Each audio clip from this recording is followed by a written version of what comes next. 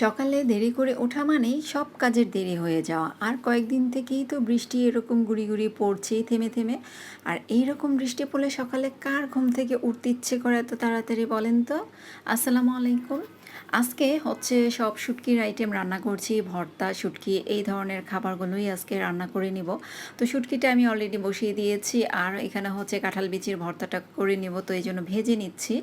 আর চাটা করে রেখেছিলাম, কিন্তু আমি খাওয়ার কোনো সময়ই পাচ্ছিলাম না, একদম হচ্ছে কাজের ব্যস্ততায়, ওই যে দেরি করে উঠেছি এর জন্য। আর আজকে হচ্ছে লইট্টা শুটকির মাথা দিয়ে পটলের যে খোসাটা সেটার ভর্তা করে নেব। তো এই যে আটা সিদ্ধ করে নিয়েছি, আটা রুটি বানাবো।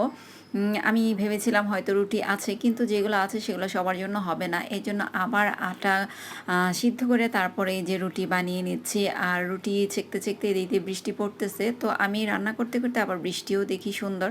আমার কাছে বেশ ভালোই লাগে বৃষ্টির এই দৃশ্যগুলো দেখতে। একদিকে রান্না করি আর একদিক দিয়ে বৃষ্টি দেখি। তো এখন হচ্ছে আমার নিজের জন্য নাস্তাটা ছেঁকে নিচ্ছি। তো নিজের নাস্তা খেতে খেতে 11টা বেজে গেছে, সব কিছু গুছিয়ে কাজকর্ম করে নিতে নিতে। তো নাস্তা খাওয়ার সময়টাই আর ওভাবে পাইনি, তো 11টা বাজে আমি নাস্তাটা করে নিলাম। আর এই যে লইট্টা শুটকির মাছের যে মাথাটা সেটা আমি হচ্ছে এখন ভালো করে ধুয়ে নিয়েছিলাম, ধুয়ে নেওয়ার পর এখন ভেজে নিলাম। এটা দিয়ে হচ্ছে পটলের যে খোসাটা সেটা দিয়ে ভর্তা করব আজকে। তো পেঁয়াজ, রসুন এগুলো একটু হালকা করে ভেজে নিচ্ছি। আর লইট্টা শুটকির যে শুটকির মাথাটা আর কি, এটা দিয়ে কে কে ভর্তা খেয়েছেন? তো আমি বানিয়েছি, আমার কাছে তো বেশ ভালোই লেগেছে। তো আপনারা চাইলে করে খেতে পারেন। আর শুটকি মানেই তো লোভনীয় একটা খাবার, যারা পছন্দ করেন আর কি। তো গতকাল আপনাদের ভাইয়া এই যে কিছু টুকটাক জিনিস নিয়ে আসছিল, তো ওগুলোভাবেই রেখে দিয়েছিলাম, আর গুছাতে পারিনি। তো এখন হচ্ছে এগুলো একটু গুছিয়ে নিচ্ছি, রান্নার ফাঁকে ফাঁকে নুডলসের প্যাকেটটা তো একটু রেখে দিই।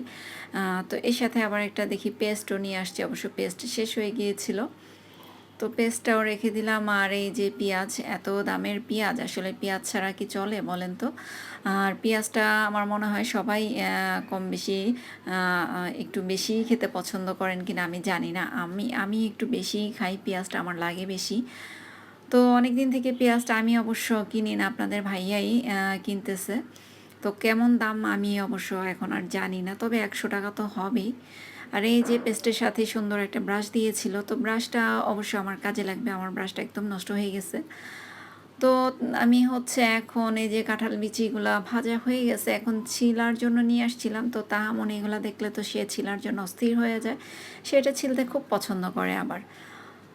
তো আম নিয়ে আসছিলাম, 2 দিন আগে নিয়ে আসছিলাম, আমটা তো একটু কাঁচা ছিল, এখন আমগুলা হয়তো একটু পেকে পেকে গেছে।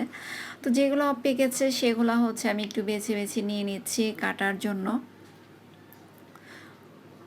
তো আমি আবার টিপে টিপে দেখতেছি আসলে কোনগুলা পাকা কোনগুলা কাঁচা, এটা আসলে বোঝা যায় না। আর এই আমগুলা এতটাই মিষ্টি, আর এই আমগুলা খেতে খুবই ভালো লাগে। তো এই কয়েকটা একটু পাকা লাগলো, তো সেটাই নিয়ে নিলাম আমি। আর এই যে আমগুলা দেখেন, দেখতেই বোঝা যাচ্ছে যে এটা কতটা মিষ্টি হবে। তো আম খেতে খেতে তারপরে আবার রান্নাটায় চলে আসবো, রান্নার দিকে। তো এখন একটু আমটা সবাই মিলে খেয়ে নিলাম।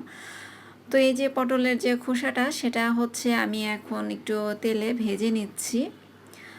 তো অবশ্য একদম সিদ্ধর মতো ভাজতে হবে, আমি অবশ্য একটু পানি দিয়ে আগে সিদ্ধ করে নিয়েছিলাম, তারপর এখন ভাজা ভাজা করে নিচ্ছি। তো সব কিছু ভর্তার জন্য আমার রেডি হয়ে গেছে, এখন শুধু আমি বানাবো। আর কাঁঠাল বিচির ভর্তা বানাতে গিয়ে ভাই রে ভাই, আমার মনে হয় দমটা বের হয়ে গেছে, এতটা শক্ত ছিল। তো যেগুলো নরম সেগুলাই শুধু বানিয়ে নিয়েছি, আর বাকিগুলো এমনিতেই খেয়ে ফেলছি। তো ভালো লাগলে আপনারাও ট্রাই করে